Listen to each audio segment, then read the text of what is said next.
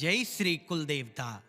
सातवें नवरात्रि की अधिष्ठात्री देवी कालरात्रि अपने भक्तों के सभी भय और विघ्नों का नाश करती है।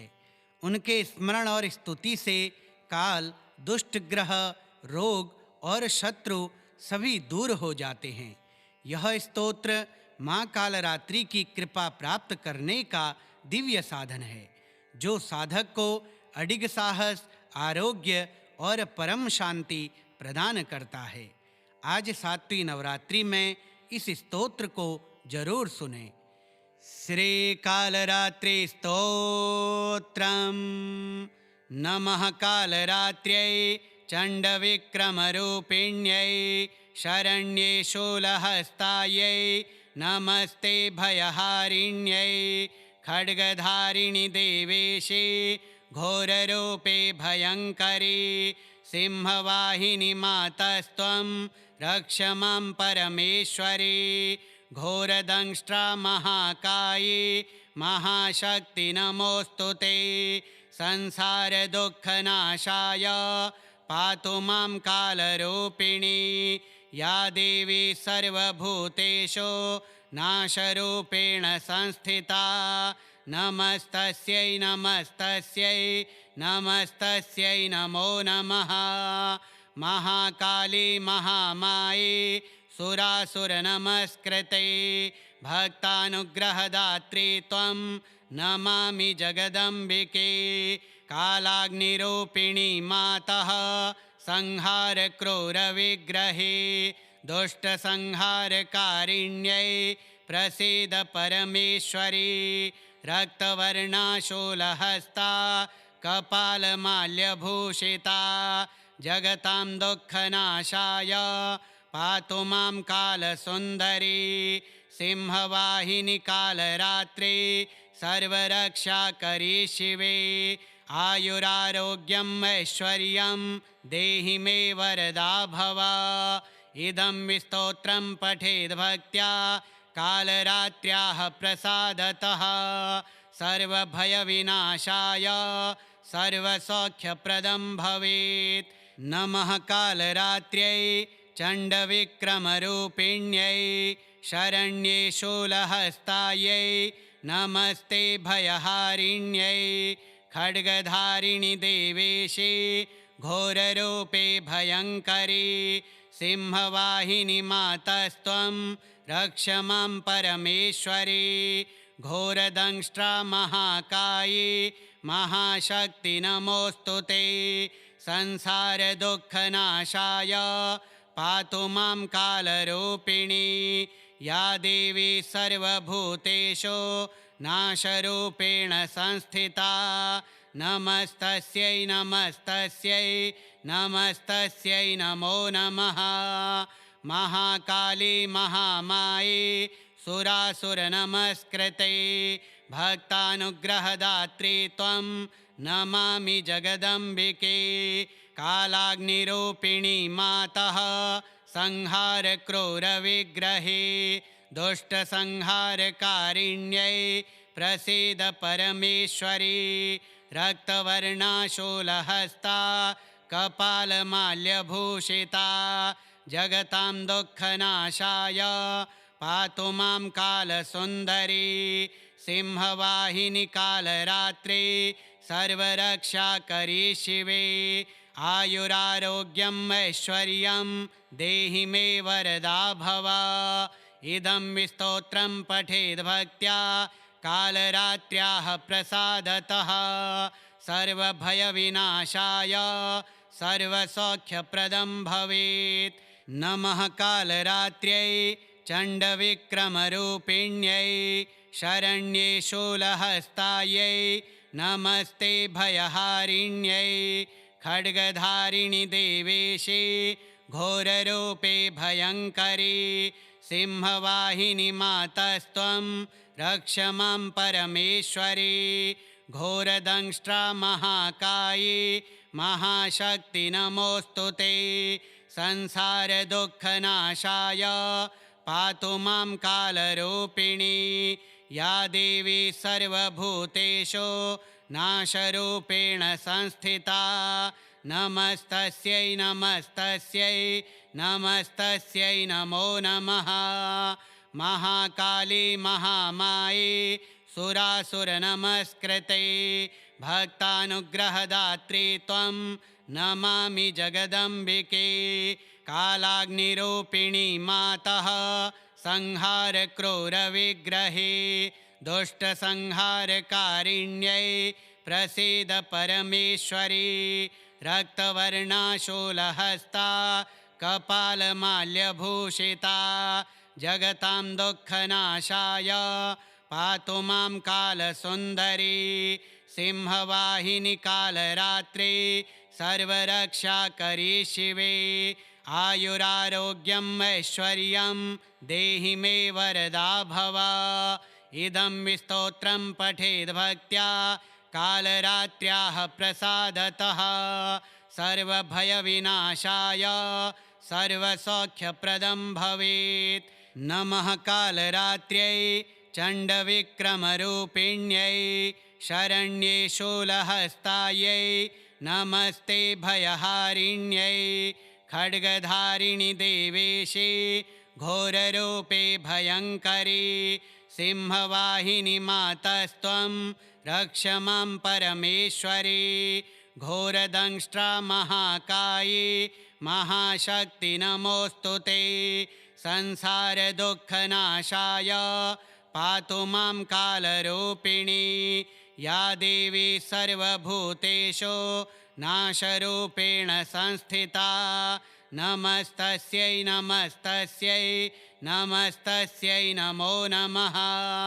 महाकाली महामाये सुरासुरनमस्कृते भक्तानुग्रहदात्री त्वं नमामि जगदम्बिके। कालाग्निरूपिणी मातः संहारक्रूरविग्रहे दुष्टसंहारकारिण्यै प्रसीद परमेश्वरी। रक्तवर्णाशूलहस्ता कपालमाल्यभूषिता जगतां दुःखनाशाय पातु मां कालसुन्दरी। सिंहवाहिनी कालरात्रि सर्वरक्षाकरी शिवे। आयुरारोग्यम् ऐश्वर्यं देहि मे वरदा भव। इदं स्तोत्रं पठेद् भक्त्या कालरात्र्याः प्रसादतः सर्वभयविनाशाय सर्वसौख्यप्रदं भवेत्। नमः कालरात्र्यै चण्डविक्रमरूपिण्यै शरण्ये शूलहस्तायै नमस्ते भयहारिण्यै। खड्गधारिणि देवेशे घोररूपे भयङ्करी। सिंहवाहिनी मातस्त्वं रक्ष मां परमेश्वरी। घोरदंष्ट्रा महाकाये महाशक्ति नमोऽस्तु ते। संसारदुःखनाशाय पातु मां कालरूपिणी। या देवी सर्वभूतेषु नाशरूपेण संस्थिता नमस्तस्यै नमस्तस्यै नमस्तस्यै नमो नमः। महाकाली महामाये सुरासुरनमस्कृते भक्तानुग्रहदात्री त्वं नमामि जगदम्बिके। कालाग्निरूपिणी मातः संहारक्रूरविग्रहे दुष्टसंहारकारिण्यै प्रसीद परमेश्वरी। रक्तवर्णाशूलहस्ता कपालमाल्यभूषिता जगतां दुःखनाशाय पातु मां कालसुन्दरी। सिंहवाहिनी कालरात्रि सर्वरक्षाकरी शिवे। आयुरारोग्यम् ऐश्वर्यं देहि मे वरदा भव। इदं स्तोत्रं पठेद् भक्त्या कालरात्र्याः प्रसादतः सर्वभयविनाशाय सर्वसौख्यप्रदं भवेत्। नमः कालरात्र्यै चण्डविक्रमरूपिण्यै शरण्ये शूलहस्तायै नमस्ते भयहारिण्यै। खड्गधारिणि देवेशे घोररूपे भयङ्करी। सिंहवाहिनी मातस्त्वं रक्ष मां परमेश्वरी। घोरदंष्ट्रा महाकायी महाशक्ति नमोऽस्तु ते। संसारदुःखनाशाय पातु मां कालरूपिणी। या देवी सर्वभूतेषु नाशरूपेण संस्थिता। नमस्तस्यै नमस्तस्यै नमस्तस्यै नमो नमः। महाकाली महामाये सुरासुरनमस्कृते। भक्तानुग्रहदात्री त्वं नमामि जगदम्बिके। कालाग्निरूपिणी मातः संहारक्रूरविग्रहे। दुष्टसंहारकारिण्यै प्रसीद परमेश्वरी। रक्तवर्णाशूलहस्ता कपालमाल्यभूषिता। जगतां दुःखनाशाय पातु मां कालसुन्दरी। सिंहवाहिनी कालरात्रि सर्वरक्षाकरी शिवे। आयुरारोग्यम् ऐश्वर्यं देहि मे वरदा भव। इदं स्तोत्रं पठेद् भक्त्या कालरात्र्याः प्रसादतः। सर्वभयविनाशाय सर्वसौख्यप्रदं भवेत्। नमः कालरात्र्यै चण्डविक्रमरूपिण्यै शरण्ये शूलहस्तायै नमस्ते भयहारिण्यै। खड्गधारिणि देवेशे घोररूपे भयङ्करी। सिंहवाहिनी मातस्त्वं रक्ष मां परमेश्वरी। घोरदंष्ट्रा महाकायी महाशक्ति नमोऽस्तु ते। संसारदुःखनाशाय पातु मां कालरूपिणी। या देवी सर्वभूतेषु नाशरूपेण संस्थिता। नमस्तस्यै नमस्तस्यै नमस्तस्यै नमो नमः। महाकाली महामाये सुरासुरनमस्कृते।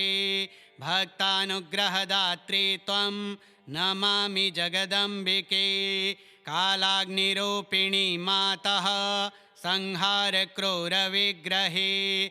दुष्टसंहारकारिण्यै प्रसीद परमेश्वरी। रक्तवर्णाशूलहस्ता कपालमाल्यभूषिता। जगतां दुःखनाशाय पातु मां कालसुन्दरी। सिंहवाहिनी कालरात्रि सर्वरक्षाकरी शिवे। आयुरारोग्यम् ऐश्वर्यं देहि मे वरदा भव। इदं स्तोत्रं पठेद् भक्त्या कालरात्र्याः प्रसादतः। सर्वभयविनाशाय सर्वसौख्यप्रदं भवेत्। नमः कालरात्र्यै चण्डविक्रमरूपिण्यै शरण्ये शूलहस्तायै नमस्ते भयहारिण्यै। खड्गधारिणि देवेशे घोररूपे भयङ्करी। सिंहवाहिनी मातस्त्वं रक्ष मां परमेश्वरी। घोरदंष्ट्रा महाकायी महाशक्ति नमोऽस्तु ते। संसारदुःखनाशाय पातु मां कालरूपिणी। या देवी सर्वभूतेषु नाशरूपेण संस्थिता। नमस्तस्यै नमस्तस्यै नमस्तस्यै नमो नमः। महाकाली महामाये सुरासुरनमस्कृते। भक्तानुग्रहदात्री त्वं नमामि जगदम्बिके। कालाग्निरूपिणी मातः संहारक्रूरविग्रहे। दुष्टसंहारकारिण्यै प्रसीद परमेश्वरी। रक्तवर्णाशूलहस्ता कपालमाल्यभूषिता। जगतां दुःखनाशाय पातु मां कालसुन्दरी। सिंहवाहिनी कालरात्रि सर्वरक्षाकरी शिवे। आयुरारोग्यम् ऐश्वर्यं देहि मे वरदा भव। इदं स्तोत्रं पठेद् भक्त्या कालरात्र्याः प्रसादतः। सर्वभयविनाशाय सर्वसौख्यप्रदं भवेत्। नमः कालरात्र्यै चण्डविक्रमरूपिण्यै शरण्ये शूलहस्तायै नमस्ते भयहारिण्यै खड्गधारिणि देवेशे घोररूपे भयङ्करी सिंहवाहिनि मातस्त्वं रक्ष मां परमेश्वरी घोरदंष्ट्रा महाकाये महाशक्ति नमोऽस्तु ते संसारदुःखनाशाय पातु मां कालरूपिणी या देवी सर्वभूतेषु नाशरूपेण संस्थिता नमस्तस्यै नमस्तस्यै नमस्तस्यै नमो नमः। महाकाली महामाये सुरासुरनमस्कृते भक्तानुग्रहदात्री त्वं नमामि जगदम्बिके कालाग्निरूपिणी मातः संहारक्रूरविग्रहे दुष्टसंहारकारिण्यै प्रसीद परमेश्वरी रक्तवर्णाशूलहस्ता कपालमाल्यभूषिता जगतां दुःखनाशाय पातु मां कालसुन्दरी सिंहवाहिनि कालरात्रि सर्वरक्षाकरी शिवे आयुरारोग्यम् ऐश्वर्यं देहि मे वरदा भव। इदं स्तोत्रं पठेद् भक्त्या कालरात्र्याः प्रसादतः सर्वभयविनाशाय सर्वसौख्यप्रदं भवेत्। नमः कालरात्र्यै चण्डविक्रमरूपिण्यै शरण्ये शूलहस्तायै नमस्ते भयहारिण्यै खड्गधारिणि देवेशे घोररूपे भयङ्करी सिंहवाहिनि मातस्त्वं रक्ष मां परमेश्वरी घोरदंष्ट्रा महाकाये महाशक्ति नमोऽस्तु ते संसारदुःखनाशाय पातु मां कालरूपिणी या देवी सर्वभूतेषु नाशरूपेण संस्थिता नमस्तस्यै नमस्तस्यै नमस्तस्यै नमो नमः। महाकाली महामाये सुरासुरनमस्कृते भक्तानुग्रहदात्री त्वं नमामि जगदम्बिके कालाग्निरूपिणी मातः संहारक्रूरविग्रहे दुष्टसंहारकारिण्यै प्रसीद परमेश्वरी रक्तवर्णाशूलहस्ता कपालमाल्यभूषिता जगतां दुःखनाशाय पातु मां कालसुन्दरी सिंहवाहिनि कालरात्रि सर्वरक्षाकरी शिवे आयुरारोग्यम् ऐश्वर्यं देहि मे वरदा भव। इदं स्तोत्रं पठेद् भक्त्या कालरात्र्याः प्रसादतः सर्वभयविनाशाय सर्वसौख्यप्रदं भवेत्। नमः कालरात्र्यै चण्डविक्रमरूपिण्यै शरण्ये शूलहस्तायै नमस्ते भयहारिण्यै खड्गधारिणि देवेशे घोररूपे भयङ्करी सिंहवाहिनि मातस्त्वं रक्ष मां परमेश्वरी घोरदंष्ट्रा महाकाये महाशक्ति नमोऽस्तु ते संसारदुःखनाशाय पातु मां कालरूपिणी या देवी सर्वभूतेषु नाशरूपेण संस्थिता नमस्तस्यै नमस्तस्यै नमस्तस्यै नमो नमः।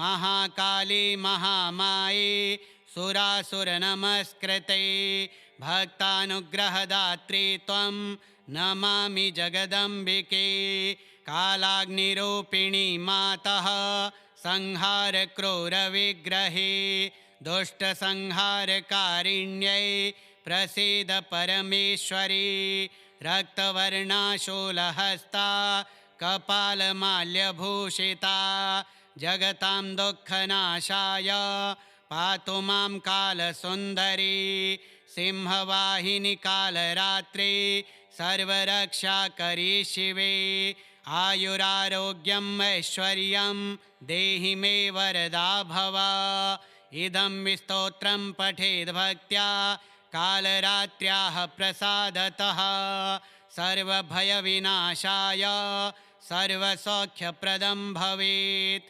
श्रीकालरात्रिस्तोत्रम्।